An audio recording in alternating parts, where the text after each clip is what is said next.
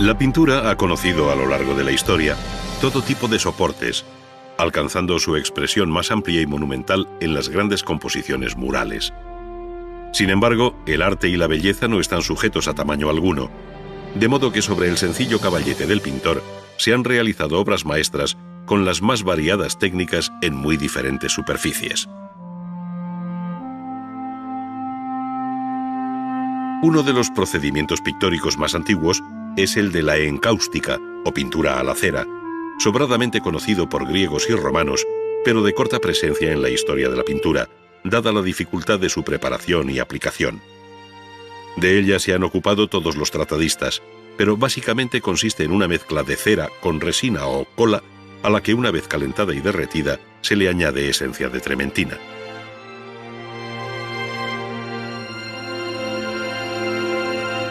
Dejando reposar y enfriar la mezcla, esta cobra de nuevo un estado sólido, guardándose en un recipiente del que se extraerá la cantidad que se necesite para luego añadirle el color, según lo requiera el trabajo. Sin embargo, para darle color, es preciso derretir de nuevo aquel compuesto en un recipiente plano, calentándolo sobre un mechero o similar. Es entonces cuando se añaden los pigmentos, bien con el pincel, bien con una espátula, tiñendo así con su color el compuesto de cera, resina y trementina.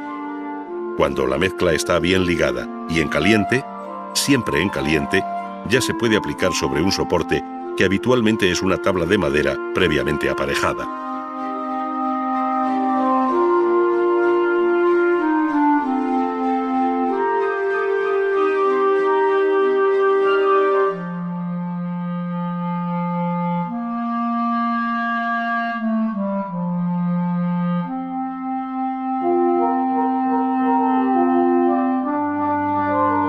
La mezcla de pigmentos de color con goma arábiga permitirá la delicadeza y transparencia cromática de las miniaturas que durante la Edad Media principalmente iluminaron los textos sagrados en Occidente. Desde el punto de vista estilístico, la miniatura fue cambiando de expresión de acuerdo con su tiempo, pero la técnica de preparación y aplicación es la misma a lo largo de la historia. Sobre una hoja de pergamino vemos dibujar y encajar primero la composición de esta escena, que al modo mozárabe del siglo X permite ver el proceso tan simple como exigente de los dos pasos principales, el dibujo y la aplicación del color. Con un pincel de pelo corto y fino se trazan los contornos y campos interiores de las figuras para luego aplicar el color sectorialmente. No hay gradación de la luz ni del color, lo que le da a la obra una vistosidad de contraste muy vivo, como si se tratara de un esmalte tabicado. La mano debe ser muy hábil y con mucho oficio para no rebasar los campos de cada uno de los colores, pues aquí no cabe borrar ni corregir. Cennino Cennini, el famoso autor del Libro del Arte, el más importante texto medieval que ha llegado hasta nosotros dedicado a la técnica pictórica, dijo de Giotto que había traducido el arte de la pintura del griego al latín, dominando este arte como nadie lo había hecho hasta entonces. De Giotto se toma aquí el episodio de la Última Cena, pintada al fresco en la capilla Scrovegni de Padua, para imitar su manera, pero sobre una tabla. De nuevo el dibujo se convierte en la base de la pintura, plasmando con bastante cuidado los detalles de cabezas y ropas, y no dudando en adelantar desde el dibujo las zonas sombreadas que luego el color realzará. Inesperadamente toda la composición queda bajo una imprimación de verde tierra uniformemente repartida, sobre la que se aplicarán luego los colores. Es lo que se conoce con el término italiano de verdaccio.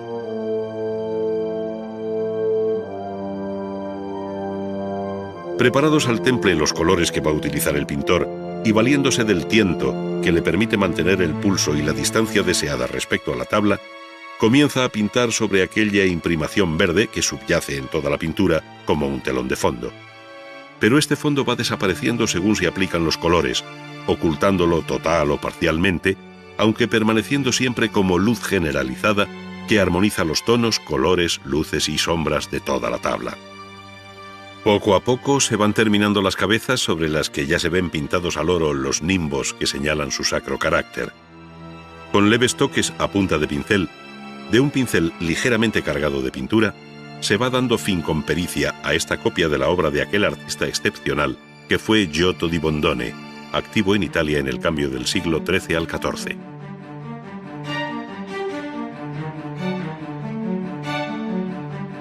La técnica de la pintura al temple es muy antigua y conoció durante la Edad Media su etapa dorada hasta que surgió la técnica del óleo. El temple utiliza como vehículo y aglutinante de los pigmentos de color la cola o la goma mezclada con agua, pero el verdadero temple se hace con huevo.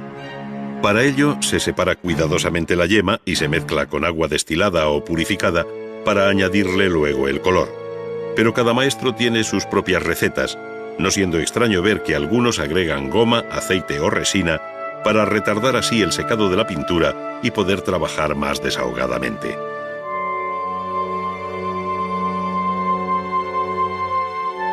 Junto al secado rápido del temple de huevo, esta técnica tiene otras ventajas, como su durabilidad y muy especialmente las posibilidades tonales del color.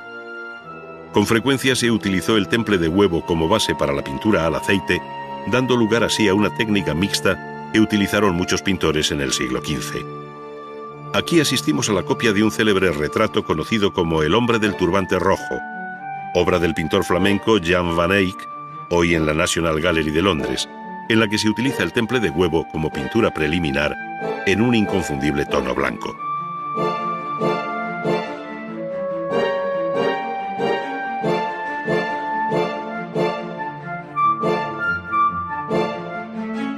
Al aplicar el color rojo en diferentes capas, estas actúan por transparencia, dejando ver el modelado, los detalles y las sombras definidas anteriormente sobre blanco.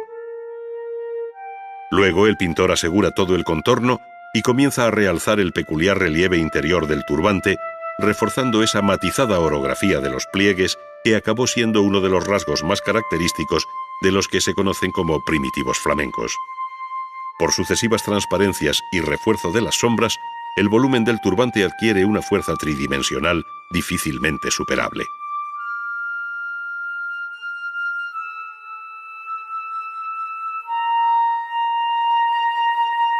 A lo largo del siglo XVI, se fue imponiendo tanto la técnica al óleo como el empleo del lienzo para soporte de la pintura. Este es normalmente de lino y requiere una preparación previa con un apresto de cola para darle imprimación y comenzar a pintar sobre ella. Las imprimaciones, que pueden ir desde tonos muy claros hasta los muy oscuros, tienen un efecto decisivo en el cromatismo final de la obra, por lo que cada artista, según la técnica a emplear, lo elige cuidadosamente. Aquí, en la copia de este autorretrato de Tiziano, que se encuentra en el Museo del Prado, la imprimación responde a un tono medio, y sobre él, con la técnica suelta que caracterizó la obra final del gran maestro veneciano, se van dando los colores, pero conservando el de la imprimación como base y referencia cromática. Los colores van diluidos en aceite de linaza, sucediendo a los rápidos barridos del pincel los toques leves que sacan y acentúan las luces de la obra. Tiziano tenía aquí cerca de 90 años, coincidiendo prácticamente con la visita de Vasari, quien lo encontró viejísimo pero con el pincel en la mano, tal y como el propio artista se representó en este lienzo.